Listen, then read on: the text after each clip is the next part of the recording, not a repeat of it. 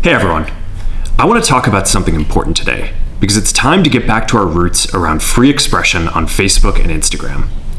I started building social media to give people a voice. I gave a speech at Georgetown 5 years ago about the importance of protecting free expression, and I still believe this today. But a lot has happened over the last several years. There's been widespread debate about potential harms from online content.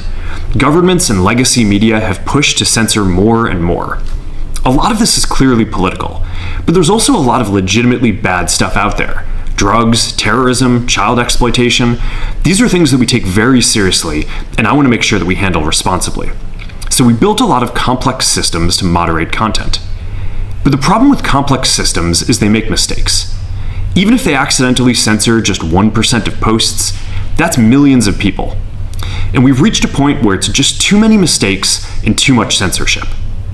The recent elections also feel like a cultural tipping point towards once again prioritizing speech.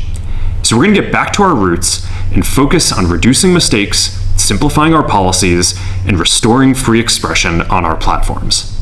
More specifically, here's what we're going to do. First, we're going to get rid of fact checkers and replace them with community notes similar to X, starting in the US. After Trump first got elected in 2016, the legacy media wrote non-stop about how misinformation was a threat to democracy.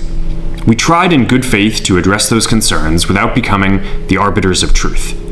But the fact checkers have just been too politically biased and have destroyed more trust than they've created, especially in the US. So over the next couple of months, we're going to phase in a more comprehensive community notes system. Second, we're going to simplify our content policies and get rid of a bunch of restrictions on topics like immigration and gender that are just out of touch with mainstream discourse. What started as a movement to be more inclusive has increasingly been used to shut down opinions and shut out people with different ideas, and it's gone too far.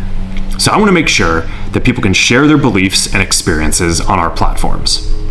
Third, we're changing how we enforce our policies to reduce the mistakes that account for the vast majority of censorship on our platforms.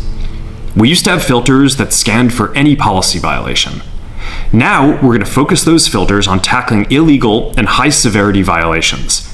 And for lower severity violations, we're going to rely on someone reporting an issue before we take action.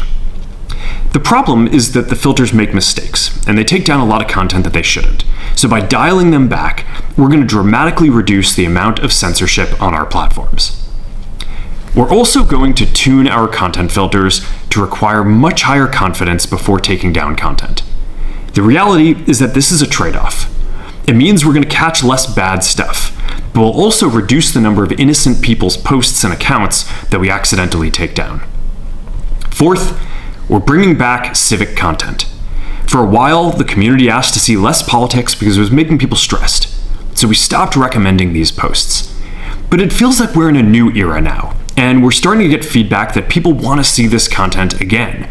So we're going to start phasing this back into Facebook, Instagram, and Threads while working to keep the communities friendly and positive. Fifth, we're going to move our trust and safety and content moderation teams out of California, and our US-based content review is going to be based in Texas. As we work to promote free expression, I think that it will help us build trust to do this work in places where there is less concern about the bias of our teams. Finally, we're going to work with President Trump to push back on governments around the world that are going after American companies and pushing to censor more. The US has the strongest constitutional protections for free expression in the world. Europe has an ever-increasing number of laws institutionalizing censorship and making it difficult to build anything innovative there. Latin American countries have secret courts that can order companies to quietly take things down. China has censored our apps from even working in the country. The only way that we can push back on this global trend is with the support of the US government. And that's why it's been so difficult over the past 4 years when even the US government has pushed for censorship.